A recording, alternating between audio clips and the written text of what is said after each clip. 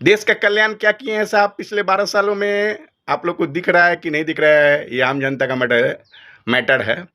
लेकिन मौज मस्ती तो साहब करते हैं, ये भी आम जनता देख रही है।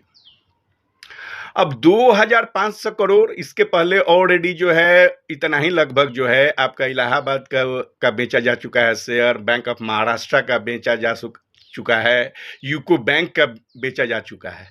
अब ये जितनी भी सरकारी संस्थानें हैं, इन सरकारी संस्थानों का मालिकाना हक आम जनता का होता है। आम जनता, मैं और आप गरीब भाइयों, समझने की कोशिश कीजिएगा। अब इसको मोदी जी बेच रहे हैं, ठीक है।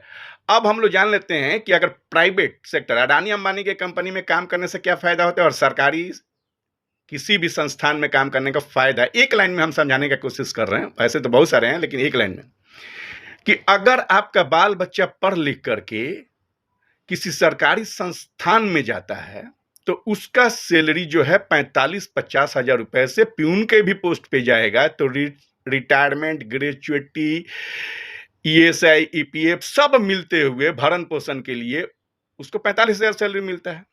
और जैसे ही प्राइवेटाइजेशन हो रही सारी संस्थानों में, आपका बच्चा अडानी के कंपनी में जब काम करने जाएगा तो उसका सैलरी शुरू होगा 8,000 से 18,000 तक, कहानी खत्म।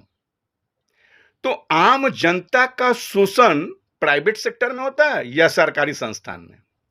और एक हकीकत है कि भारत की 80% आबादी जो है वो प्राइवेट सेक्टर में नौकरी करती है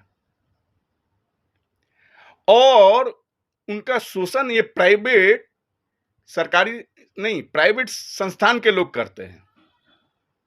उनका सही मुआवजा नहीं मिलता है। 12 घंटा ड्यूटी करा करके 8,000, 10,000, 12,000, 15,000, 18,000, कहानी खत्म। तो शोषण करने वाले वर्ग के हाथ में, और उस सब आते हैं मोदी और शाह के गृह राज्य के लोग ज्यादातर हैं इस लाइन में, इंडस्ट्रीज हाउस में। शोषण करने वालों के हाथ में भारत के 80% लोगों का और युवाओं का भविष्य सरेंडर करने वाला मोदी और शाह कौन होते हैं? आज पूछता है भारत। जागो सनातनी, जागो हिंदू। हम हिंदू जगाने आए हैं, हम हिंदू जगा के जाएंगे। भारत माता की जय।